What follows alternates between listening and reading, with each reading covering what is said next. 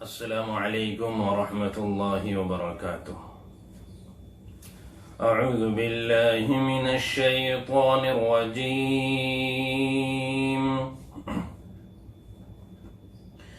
بسم اللہ الرحمن الرحیم۔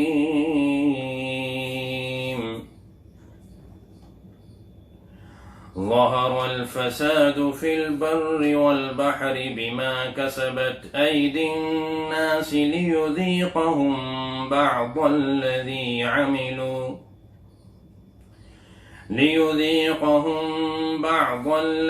عملوا لعلهم يرجعون۔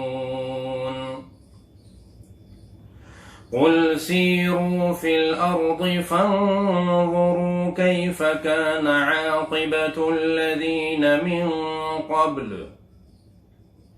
كان أكثرهم مشركين فأقم وجهك للدين القيم من قبل أن يأتي يوم لا مرد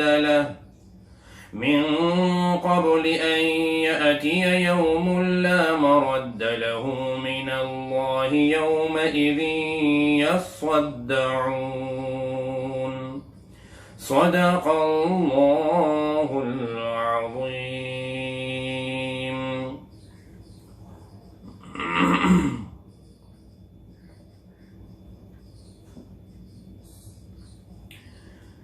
یہ سورہ روم کی آیت نمبر 41، 42 اور 43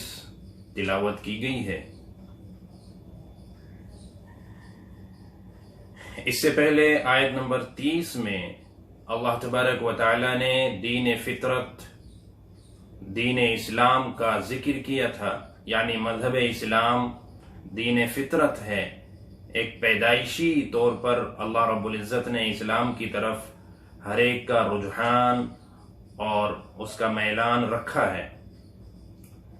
فطری طور پر وہ اسلام پر قائم رہتا ہے۔ جو بھی کوئی انسان دنیا میں آتا ہے،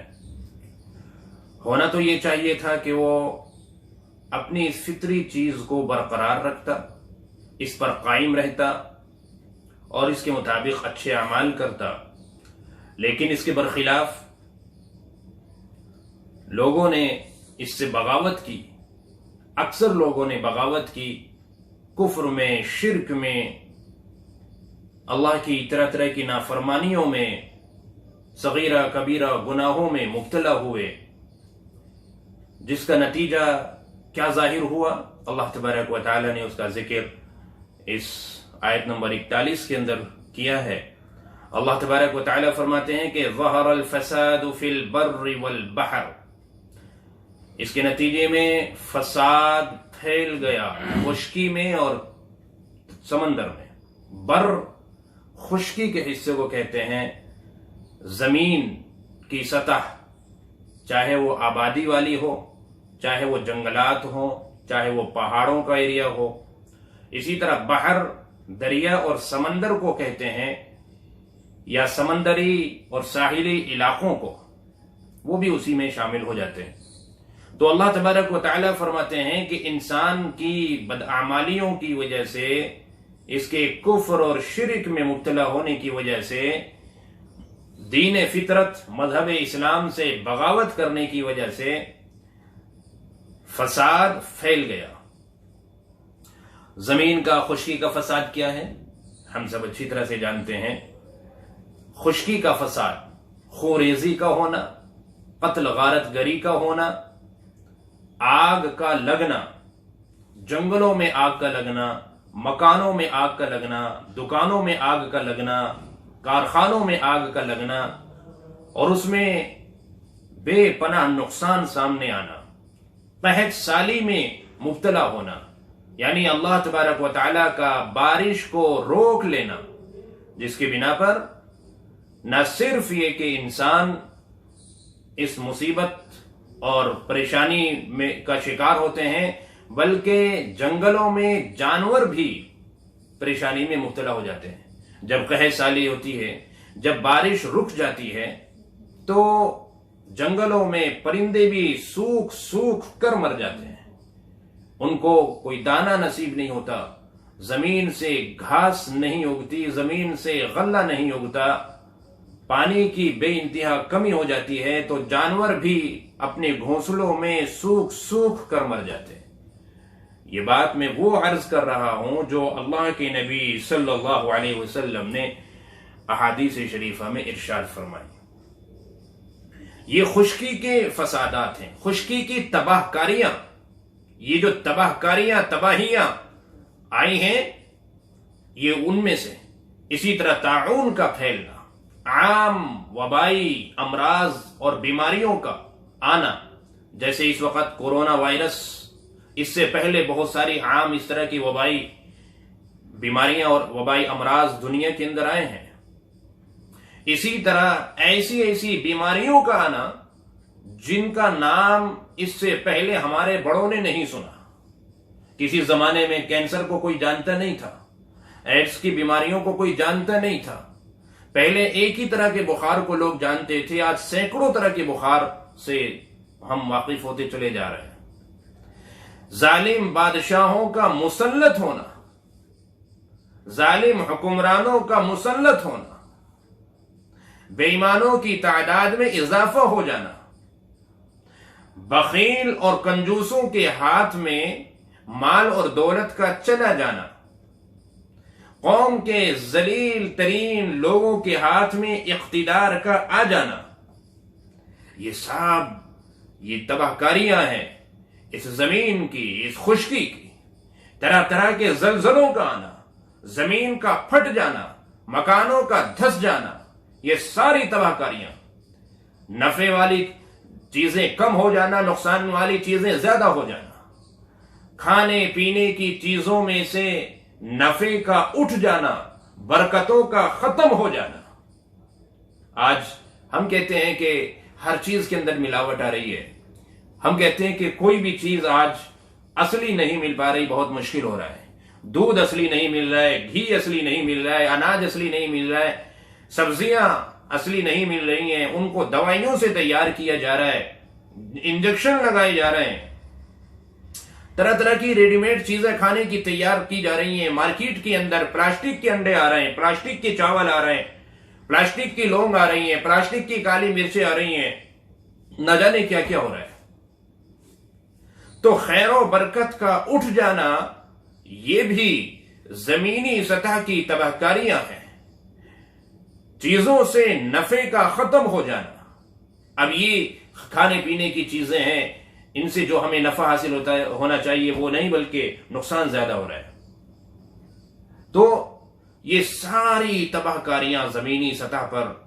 پھیل رہی ہیں، جس کا ذکر اللہ رب العزت اس آیت کریمہ میں فرما رہے ہیں۔ اسی طرح سمندر کی سطح سے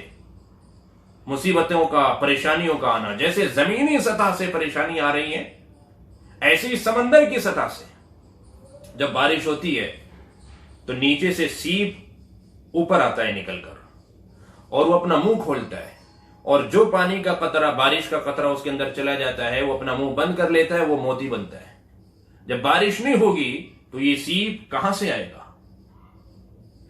اور جب بارش نہیں ہوگی تو سمندر کی سطح بھی پانی کی کم ہوگی۔ اس کے علاوہ سمندر کے راستے سے جو پریشانیاں، مصیبتیں اور تباہ کاریاں انسانوں پر آتی ہیں، وہ سمندر کی لہریں، وہ سمندر کی موجیں، وہ سونامی کا آنا۔ سونامی ایسی خطرناک کتنے علاقوں میں اس سے پہلے آ چکی کہ اس نے آس پاس کے علاقوں کو اپنی لپیٹ میں لے لیا اور ان کو بالکل صفحہ ہستی سے مٹا دیا، ختم کر دیا۔ یہ سمندر کی سطح سے تباہ کاریاں ہیں، بلکہ اور طرح طرح کی تباہ کاریاں سمندر کی سطح سے خشکی کی طرف آتی ہیں۔ آج یہی وجہ ہے کہ جس طرح بری افواج کا انتظام کیا جاتا ہے، زمینی سطح پر لڑنے کے لیے جو فورس ہے، ایسے ہی سمندر کے راستے سے آنے والی پریشانیوں سے نمٹنے کے لیے باقاعدہ بحری بیڑے تیار کیے جاتے ہیں، سمندری لشکر کو تیار کیا جاتا ہے، سمندری فوج تیار کی جاتی ہے۔ تو اللہ فرما رہے ہیں کہ کوئی جگہ نہیں بچی ہے خشکی کے راستوں سے تباہ کاریاں آ رہی ہیں، سمندر کے راستوں سے تباہ کاریاں آ رہی ہیں، اس انسان پر اوپر سے، نیچے سے، دائیں سے، بائیں سے، آگے سے، پیچھے سے، ہر طرف سے پریشانیاں، مصیبتیں، بیماریاں آ رہی ہیں۔ کیوں آ رہی ہیں یہ؟ بما کسبت ایدی الناس، اللہ فرما رہے ہیں ان کی بداعمالیوں کی وجہ سے، ان کے گناہوں کی وجہ سے۔ جب گناہ عام ہو جاتا ہے تو تباہی بھی عمومی آتی ہے۔ اگر گناہ خاص ہوتا ہے، یعنی کسی ایک فرد نے کوئی گناہ کیا، کسی ایک شخص نے کوئی گناہ کیا، تو پھر اس کی تباہی اسی تک محدود رہتی ہے۔ لیکن اگر عام ہو جاتی ہیں برائیاں، عام ہو جاتی ہیں، تو پھر تباہ کاری بھی عام ہوتی ہے، اور اس میں پھر اچھوں کے ساتھ برے بھی پستے ہیں، جیسے کہتے ہیں نا کہ چنوں کے ساتھ گھن پستا ہے۔ تو بما کسبت ایدی الناس، جو لوگ اپنے ہاتھوں سے بدعمالیاں کرتے ہیں، جو ان کے گناہ ہیں، ان گناہوں کی بدولت یہ طرح طرح کی تباہ کاری آ رہی ہیں۔ بلکہ روایتوں کے اندر مخصوص بدعمالیوں پر خاص عذابات کا ذکر آیا ہے۔ جیسے ایک حدیث ہے عبداللہ بن عمر رضی اللہ عنہ سے مروی ہے، اللہ کے نبی صلی اللہ علیہ وسلم نے ارشاد فرمایا کہ جب کسی قوم کے اندر فحاشی، عریانیت اعلانیہ طور پر ہونے لگتی ہے، ننگا پن، لڑکیاں ٹائٹ لباس پہن رہی ہیں، سطر ظاہر ہو رہا ہے، آدھا لباس پہن رہی ہیں، ران نظر آ رہی ہے، پنڈلیاں نظر آ رہی ہے، سینہ نظر آ رہا ہے، کمر نظر آ رہی ہے، بال بکھرے ہوئے نظر آ رہے ہیں، اور بن سنور کر باہر نکل رہی ہیں، عورتوں کا، مردوں کا اختلاط بڑھتا جا رہا ہے، بے حیائی، بے شرمی پھیلتی جا رہی ہے۔ اللہ کے نبی صلی اللہ علیہ وسلم نے ارشاد فرمایا کہ جب اس طرح بے حیائی عام ہونے لگے اور فحاشی اس طرح جب پھیلنے لگے، تو اللہ تبارک و تعالی لوگوں کے اندر طاعون اور وبائی امراض بھی عام کر دیتے ہیں۔ طرح طرح کی بیماریاں، ایسی بیماریاں پھر آتی ہیں کہ اس سے پہلے لوگوں نے ان کا نام نہیں سنا تھا۔ تو اگر ہم طرح طرح کی بیماریوں سے بچنا چاہتے ہیں تو ہمیں اس عریانیت پر روک لگانی ہوگی، اس بے حیائی اور بے شرمی پر روک لگانی ہوگی۔ آج ایک باپ اپنی بیٹی کو اپنے اسکوٹر پر، بائک پر پیچھے بٹھا کے لے جا رہا ہے بڑے فخر کے ساتھ، وہ نیم برہنہ ہے، لباس سیکسی پہنی ہوئی ہے، جسم کی نمائش ہو رہی ہے، اس کی باپ کو کوئی پرواہ نہیں ہے۔ اسی طرح اللہ کے نبی صلی اللہ علیہ وسلم نے ارشاد فرمایا کہ جو قوم ناپ تول میں کمی کرنے لگے، کم تولنے لگے، یا چیزوں میں ملاوٹ کرنے لگے، جس کا جو حق ہے اس کا وہ حق پورا نہ ادا کرے، تو معلوم ہے پھر کون سی تباہی آتی ہے، اللہ کی طرف سے کون سا عذاب آتا ہے۔ اللہ تبارک و تعالی ظالم بادشاہوں کو مسلط کر دیتے ہیں، قحط سالی کے اندر اللہ مبتلا کر دیتے ہیں، چیزوں کے اندر گرانی ہو جاتی ہے، قیمتوں میں اضافہ ہو جاتا ہے، چیزیں مہنگی ہو جاتی ہیں۔ اب اگر ہم چاہتے ہیں کہ ظالم حکمرانوں سے ہمیں چھٹکارا مل جائے، اور اگر ہم چاہتے ہیں کہ قحط سالی سے ہمیں چھٹکارا مل جائے، جو چیزیں گراں ہو رہی ہیں، مہنگی ہو رہی ہیں، وہ سستی ہو جائیں، تو ہمیں ناپ تول میں جو ہم کمی کر رہے ہیں اس سے ہمیں توبہ کرنی ہوگی، چیزوں میں ملاوٹ جو ہم کر رہے ہیں اس سے توبہ کرنی ہوگی، ہر ایک کو اس کا حق پورا دینا ہوگا۔ اسی طرح آپ صلی اللہ علیہ وسلم نے فرمایا کہ جب کوئی قوم زکوٰۃ نہیں نکالتی، پوری زکوٰۃ نہیں نکالتی، یا تو نکالتی نہیں ہے یا پھر نکال رہی ہے تو وہ کم نکال رہی ہے، تو اللہ کیا کرتے ہیں بھائی؟ پھر اللہ تبارک و تعالی بارش روک لیتے ہیں۔ ظاہر سی بات ہے، جب بارش رکے گی تو چیزوں کی فراوانی میں کمی آئے گی، کھانے پینے کی چیزوں میں تنگیاں ہوں گی، جب تنگی ہوگی تو پھر وہ مہنگائی بڑھے گی۔ اسی طرح فرمایا کہ جب کوئی قوم اللہ کے عہد کو توڑتی ہے، اللہ اور اس کے رسول صلی اللہ علیہ وسلم سے جو عہد کیا تھا کہ اللہ ہم دین پر چلیں گے، ہم نے کلمہ پڑھا ہے، ہم تیری عبادت کریں گے، تیری نافرمانی نہیں کریں گے، شرک نہیں کریں گے، کفر نہیں کریں گے، اللہ سے کیا ہوا یہ عہد توڑ رہی ہے، تو اللہ تبارک و تعالیٰ پھر کیا کرتے ہیں بھائی؟ پھر اللہ تبارک و تعالیٰ دشمنوں کے دلوں سے ان کا رعب نکال دیتے ہیں، دشمنوں کو ان کے اوپر مسلط کر دیتے ہیں۔ یہ نشاندہی ساری کی ساری کی گئی ہے احادیث کے اندر، آپ مطالعہ کریں۔ اسی طرح فرمایا کہ جب ناانصافی بڑھ جاتی ہے، عدل اور انصاف نہیں رہتا، ظلم اور زیادتیاں ہونے لگتی ہیں، اللہ تبارک و تعالیٰ نے جو ایک نظام قائم کیا ہے انصاف کا کہ ہر ایک کے درمیان انصاف ہو، جھوٹی گواہیاں نہ دی جائے، کسی پر ظلم نہیں ہونا چاہیے، اس کو انصاف ملنا چاہیے۔ جب ہماری عدالتیں ناانصافی کرنے لگے، جب ہمارے بڑے ناانصافی کرنے لگے، جب ہماری پنچایتیں ناانصافی کرنے لگے، فیصلہ حق نہیں کر رہے ہیں، تو خونریزی بڑھ جاتی ہے، جنگ و جدال بڑھ جاتا ہے، فساد۔ تو غرض یہ ہے کہ اللہ فرماتے ہیں کہ بما کسبت ایدی الناس، تمہارے بدعمالیوں کی وجہ سے، لیذیقہم بعض الذی عملوا لعلہم یرجعون، یہ اس لیے کہ تاکہ تمہارے بعض گناہوں کا بدلہ، بعض گناہوں کی سزا تم کو دی جائے، بعض گناہوں کا جو انجام ہے اس کا مزہ تم کو چکھایا جائے۔ اس لیے یعنی اس آیت کریمہ میں اللہ فرما رہے ہیں کہ یہ تو ہم بعض گناہوں کی وجہ سے پریشانیاں نازل کرتے ہیں، اگر تمام گناہوں کی سزائیں دنیا میں دینے لگیں تو تم زندہ نہیں رہ پاؤ گے۔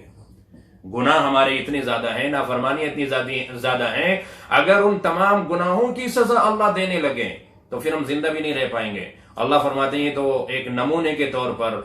اور یہ بھی اس لیے کہ لعلہم یرجعون، اللہ حکمت بھی بتا رہے ہیں تاکہ تم واپس پلٹ آؤ میری طرف، جو تم مجھ سے دور ہو گئے، دین سے دور ہو گئے، اپنے رب کو بھول گئے، نافرمانی میں، گناہوں میں مبتلا ہو گئے، عیاشی کے اندر اور آخرت سے بے فکری اور دنیا کے اندر مست ہو گئے، تو تم واپس لوٹاؤ۔ اس لیے ہم یہ پریشانی بھیج رہے ہیں۔ اس سے معلوم ہوا کہ یہ پریشانی جو بھی آتی ہیں بہرحال یہ مومن کے حق میں رحمت ہو جاتی ہیں، بشرطے کہ اگر وہ اللہ کی طرف متوجہ ہو جائے، وہ اپنے گناہوں سے توبہ استغفار کرنے لگے اور اللہ تبارک و تعالیٰ کی اس تقدیر پر راضی رہے۔ چونکہ مومن جو ہوتا ہے نا، مومن وہ ان تمام پریشانیوں کو چاہتا تو نہیں ہے، لیکن اگر آ جاتی ہیں تو پھر وہ کوئی کفری یا کلمہ اپنی زبان سے نہیں نکالتا، کوئی بے صبری اور ناشکری کا مظاہرہ نہیں کرتا، بلکہ وہ اسی طریقے سے پھر ان چیزوں پر راضی ہو جاتا ہے جیسے کوئی بیمار کڑوی دوائیاں پینے پر راضی ہو جاتا ہے، جیسے کوئی آپریشن کرانے والا آپریشن کرانے پر راضی ہو جاتا ہے، حالانکہ اس میں تکلیف ہوتی ہے لیکن اس کے باوجود وہ راضی بھی ہوتا ہے، پیسہ بھی خرچ کرتا ہے، سفارشیں بھی کراتا ہے۔ تو اسی طریقے سے مومن بھی راضی ہو جاتا ہے کہ میرے رب نے مجھ پر احسان کیا ہے کہ مجھے موقع دیا دنیا کے اندر اپنی طرف متوجہ ہونے کا، اپنی طرف آنے کا۔ لیکن خدا نہ خواستہ اگر یہ کیفیت ہماری نہیں بنتی ہے، یعنی آفت آئی ہوئی ہے، پریشانی آئی ہوئی ہے، اس کے باوجود ہم نمازوں سے دور ہیں، ہم دین سے دور ہیں، ہم رمضان کا مہینہ ہے تو روزوں سے دور ہیں، ہم زکوٰۃ نکالنے کے لیے تیار نہیں ہیں، رات دن یا تو فلمیں، ڈرامے، سیریل دیکھنے کے اندر وقت ضائع کر رہے ہیں، یا لوڈو، کیرم بورڈ اور شطرنج وغیرہ تاش کھیلنے کے اندر ہم اپنا ٹائم پاس کر رہے ہیں، وقت ضائع کر رہے ہیں۔ چاہے جائے کہ ہم اس وقت کو اللہ کے ذکر میں لگاتے، تلاوت میں لگاتے، دعائیں مانگتے، اللہ سے اپنے رب کو راضی کرتے، لیکن ایسا نہیں کر رہے۔ سارا ٹائم ہمارا تاش کھیلنے میں جا رہا ہے، لوڈو کھیلنے میں جا رہا ہے، کیرم بورڈ کھیلنے میں جا رہا ہے، شطرنج کھیلنے میں جا رہا ہے، گپ شپ کرنے کے اندر جا رہا ہے، سیریل، ٹی وی اور فلمیں اور ڈرامے دیکھنے کے اندر جا رہا ہے، تو یہ پھر سمجھ رہے ہیں ہم اللہ کی طرف سے بڑا سخت عذاب ہے جو ہمیں اللہ کی طرف متوجہ بھی نہیں کر رہا ہے۔ اللہ فرما رہے ہیں کہ اگر تمہیں یقین نہیں آتا ہے تو قل سیروا فی الارض، آپ زمین پر چلو پھرو، باہر نکلو اور دیکھو، فانظروا کیف کان عاقبۃ الذین من قبل، تم سے پہلے جو امتیں آئی ہیں ان کا کیا انجام ہوا، ان کا کیا حشر ہوا۔ تم سے پہلے قوم لوط آئی، تم سے پہلے قوم عاد آئی، تم سے پہلے قوم سمود آئی، تم سے پہلے موسیٰ علیہ السلام کی قوم بنی اسرائیل آئی، تم سے پہلے داؤد علیہ السلام کی قوم بھی آئی، دیکھو ان کا کیا حشر ہوا۔ کانوا اکثرهم مشرکین، ان میں سے اکثر مشرک تھے، وہ شرک میں مبتلا ہو گئے، کفر میں مبتلا ہو گئے، اور کچھ جو کفر میں مبتلا نہیں ہوئے تھے دوسرے گناہوں میں مبتلا ہو گئے، امر بالمعروف چھوڑ دیا، نہی عن المنکر چھوڑ دیا، دعوت اور تبلیغ کا کام چھوڑ دیا، لوگوں کو گناہوں سے روکنا چھوڑ دیا، اچھائیوں کا حکم دینا چھوڑ دیا، اور طرح طرح کے گناہوں کے اندر، ناپتول کے میں کمی کے اندر، اور نہ جانے کس کس گناہ کے اندر وہ لوگ مبتلا ہو گئے۔ اللہ پاک نے ان سب کو تہو بالا کر دیا، سب کو ختم کر دیا۔ لوط علیہ السلام کی بستی کو الٹ دیا گیا، قوم عاد کو تیز آندھی کے ذریعے ہلاک کر دیا گیا، قوم سمود کو تیز زلزلوں کے ذریعے ہلاک کر دیا گیا، فرعون اور اس کی قوم کو سمندر کے اندر غرق کر کے اس کو تباہ کر دیا گیا، نوح علیہ السلام کی قوم کو آسمان اور زمین سے جو ایک طوفان آیا، پانی کا سیلاب، اس کے اندر سب کو غرق کر دیا گیا۔ غرض یہ ہے کہ اللہ فرماتے ہیں کہ ان کے نشانات آپ کو اب بھی مل جائیں گے، ان کے مکانات کھنڈروں میں بدلے ہوئے ہیں، وہ آپ کو اب بھی دیکھنے کو مل جائیں گے۔ اگر آپ کو یقین نہیں آ رہا ہے کہ اللہ کس طرح پکڑ کرتے ہیں تو جا کے ان کو دیکھ لو۔ چنانچہ جب بات یہ ہے تو فَأَقِمْ وَجْهَكَ لِلدِّينِ الْقَيِّمِ، آپ اپنا رخ دین سیدھے دین، سیدھے راستے کی طرف کر لیجئے. دین قیم جو سیدھا راستہ ہے، دین اسلام جس کا ذکر اللہ نے آیت نمبر 30 میں کیا اسی صورت کے اندر. اللہ فرماتے ہیں کہ چاہیے تمہیں کہ تم اپنا رخ، اپنا چہرہ سیدھے دین کی طرف کر لو، یعنی سیدھے سیدھے چلو دین پر، باز آ جاؤ ان تمام برائیوں سے، بدعمالیوں سے، توبہ کرو اپنے رب کے سامنے. من قبل ان یأتی یوم لا مرد له من اللہ، اس دن کے آنے سے پہلے کہ جب وہ دن آئے گا تو اس کو ٹالا نہیں جائے گا. دنیا میں تو بعض دفعہ عذاب ٹال دیا جاتا ہے. اللہ رب العزت ہر گناہ کی سزا نہیں دیتے، اور اس سے انسان یہ سمجھنے لگتا ہے کہ میں تو حق پر ہوں، میں جو کر رہا ہوں وہ صحیح ہے، وہ غافل ہو جاتا ہے اور زیادہ آخرت سے. لیکن اس میں اللہ کی حکمت ہے، مصلیحت ہے. اللہ تبارک و تعالی وقت مقررہ تک اس کو ٹال دیتے ہیں اور فوری طور پر عذاب نہیں دیتے. لیکن اللہ کہتے ہیں کہ جب وہ دن آئے گا، چاہے وہ آپ کی موت کا دن ہو، چاہے وہ قیامت کبریٰ کا دن ہو، بڑی قیامت جس میں زمین و آسمان سب کا سب ختم ہو جائیں گے، سب فنا ہو جائے گا، چاہے تو وہ قیامت کا دن ہو، چاہے وہ تمہارا اپنی موت کا دن ہو، چونکہ ہر انسان کی موت اس کی قیامت ہے. دنیا سے تو اب وہ کٹ چکا ہے، تو اللہ فرماتے ہیں کہ وہ ٹالا نہیں جائے گا. جب وہ آنا ہے یقیناً آنا ہے، اور جب قیامت آ چکی ہوگی تو پھر دنیا جیسا معاملہ نہیں ہوگا کہ نیک اور بد، گنہگار اور مجرم اور فرما بردار سب کے سب ایک ہی لائن میں، ایک ہی کٹڑے میں کھڑے ہوں اور سب کے سب عذاب میں مبتلا کیے جائے. نہیں، وہاں لوگوں کو الگ الگ کر دیا جائے گا. وہاں کفار کو، فجار کو الگ، مشرکین کو الگ، زانیوں کو الگ، اور شرابیوں کو الگ، اور جواریوں کو الگ، اور اس طرح سب کو الگ الگ کر کے اور ان کی منزل اور ان کے انجام تک پہنچا دیا جائے گا. اور جو اللہ پر ایمان لائے، نیک اعمال کیے، ان کو اللہ پاک جنت کا راستہ دکھائیں گے، جنت میں پہنچا دیا جائے گا. بھائی اس دن کے آنے سے پہلے ہمیں تیاریاں کرنی ہیں. اور یہ جو پریشانیاں، بلائیں اور مصیبتیں ہیں، تو ہمیں سمجھ جانا چاہیے کہ یہ ہماری بدعمالیاں ہیں، اور جس کی وجہ سے، اور وہ بھی بعض گناہوں کی سزائیں ہیں کہ جو اللہ پاک ہمیں موقع دیتے ہیں اپنی طرف متوجہ ہونے کا. ہمیں اب بھی سمجھنا جانے کی ضرورت ہے، اس سے پہلے کہ وہ بڑے عذاب کا دن آئے اور جس میں پھر سوائے پچھتاوے کے وہ خوش ہوں. اللہ تبارک و تعالی ہم سب کو صحیح سمجھ عطا فرمائے، عمل کی توفیق عطا فرمائے. السلام علیکم.